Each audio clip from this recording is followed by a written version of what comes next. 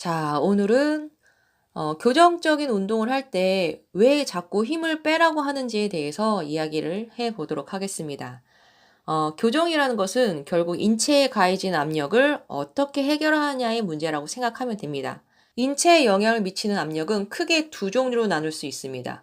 인체 내부에서 발생되는 심장의 활동과 인체 외부에서 가해지는 중력이지요. 심장의 파동은 인체의 생존을 위해서 필수적인 활동이고, 중력은 지구라는 행성이 생존을 하기 위해서 필요한 활동이라고 봤을 때 중력도 하나의 파동이라 볼 수 있지요. 인체가 중력을 수직 하강의 힘으로 인지하는 이유는 우리가 몸을 펼치고 있을 때보다 심장과 가까워지도록 움츠리고 있을 때 더 안정감을 느끼는 이유와 같을 겁니다.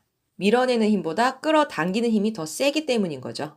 지구의 핵이 어떻게 생겼는지는 저도 본 적이 없어서 모르겠지만 우리의 심장이 마냥 동그랗지 않은 만큼 지구의 핵도 마냥 동그랗지는 않을 겁니다. 이 말은 활동을 통해서 일으키는 압력이 일정하지 않다는 이야기가 되죠. 인체에서 발생되는 변형의 시작은 모두 같지만 과정이나 결과는 천차만별인 이유가 됩니다. 그래서 변형의 결과만을 보고 부분적인 교정을 하게 되면 효과가 매우 일시적이라거나 큰 효과를 보기 어렵다거나 하게 되는 거죠. 어쨌든 인체가 가장 크게 받는 압력은 수직형 압력입니다. 이 압력이 가장 큰 원인이니 이를 해소시켜주는 게 가장 효과적인 방법이 될 수 있는 거죠. 그렇다면 이 압력이 인체에 어떻게 작용되는지를 알면 도움이 많이 되겠죠. 외부의 압력이 인체 내부에 쌓이는 위치가 이렇게 됩니다. 그리고 이 위치들에는 특정 근육들의 힘줄 부위가 부착되어 있습니다. 힘이 강해질수록 압력이 높아지게 된다는 것을 모르는 사람은 없을 거예요. 그만큼 이 근육들의 힘이 세질수록 인체에 가해지는 압력도 세지게 된다는 이야기가 되죠. 그런데 문제는 압력이 세지는 게 아닙니다. 그 방향성이 어떻게 되느냐이죠. 이미 눈치채신 분들도 계시겠지만 이 근육들은 모두 수직형의 결과 모양을 하고 있습니다. 이 근육들의 힘이 세지면 수직 압력이 높아지게 되니 수직 길이가 짧아지게 되는 건 당연한 결과겠죠. 그래서 힘을 빼고 후방선과 전방선을 전체적으로 늘려주면 교정적인 효과를 크게 볼 수 있다라고 이야기를 한 겁니다.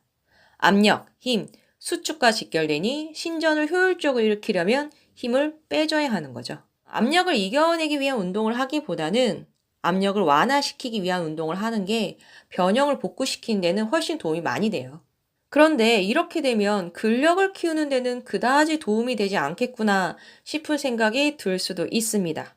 하지만 인간은 지구의 대기권을 통과할 수는 있지만 심해의 끝까지는 가지 못합니다. 대기권의 압력이 지구의 코어에서 발생되는 압력보다 세다면 지구는 산산이 부서질 거예요. 찌그러지거나 압축되는 것도 하나의 변형에 지나지 않습니다. 그나마 코어가 남아있기 때문에 형태 변형으로 끝나는 거죠. 숨을 쉬고 있다면 운동을 할 수 있다고 이야기한 이유입니다. 그래서 근력을 집중적으로 키우는 운동은 힘든 운동이라기보다는 어려운 운동이라고 보시는 게 맞을 겁니다. 젊었을 때 운동을 좀 많이 하셨던 분들이 나이를 1살, 2살 먹어갈수록 자꾸 관절 같은 데서 문제가 생기는 이유라고 보셔도 될 겁니다. 10대와 20대는 코어가 발달하면서 완성을 이루어 나가는 과정이기 때문에 코어가 약할 수가 없어요. 그렇기 때문에 근력에만 집중을 해도 몸이 버틸 수가 있는 겁니다. 오히려 발달되는 데 도움이 더 많이 되는 거죠.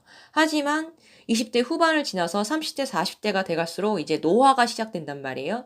그럼 코어도 약해질 수밖에 없습니다. 그런데 10대와 20대 때처럼 운동을 하게 되면 코어를 더 빠르게 약화시키는 행동이 되는 거죠.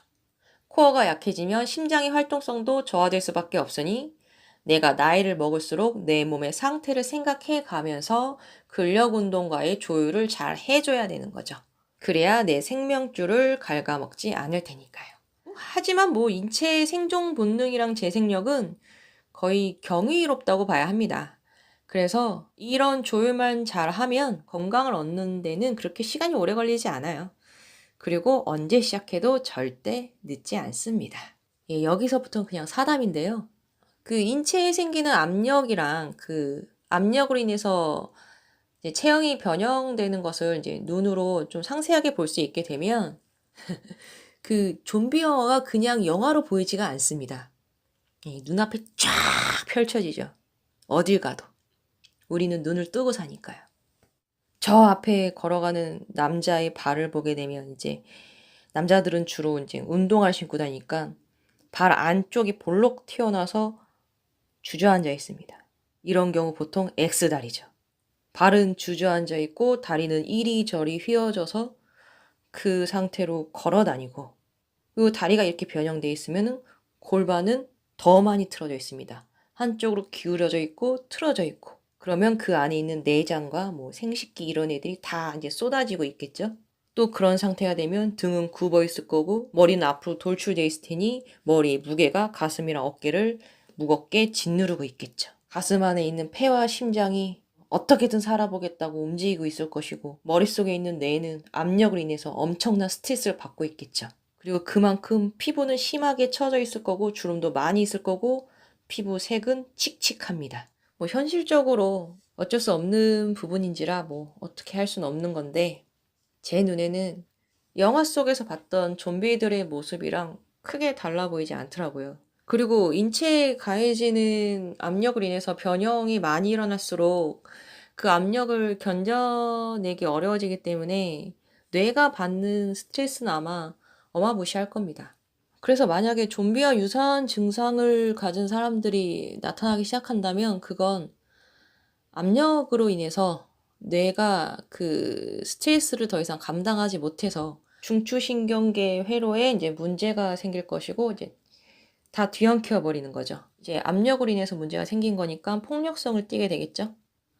그리고 말초신경계에다가 정상적인 신호를 보내지 못하기 때문에 말초신경 자체적으로 생존을 위한 어떤 행동을 취할 건데 그 행동이 아마 섭취가 되겠죠. 음식물을 섭취하는 것도 뇌가 인지라는 걸 하고 판단이라는 걸 할 수 있을 때의 이야기고, 폭력성을 띠고 이제 살이 분별이 안 될 정도로 이제 이상 증상을 보인다면 음식물을 섭취하는 게 아니라 아마 필요한 물질 자체를 섭취하려고 할 가능성이 없다고 볼 수는 없겠죠. 예. 그래서 건강한 정신과 몸과 마음을 갖고 살려면 압력을 줄이는 운동을 많이 하시길 바라겠습니다. 자, 오늘 이야기는 여기까지고요. 저는 다음 시간에 다시 뵙겠습니다.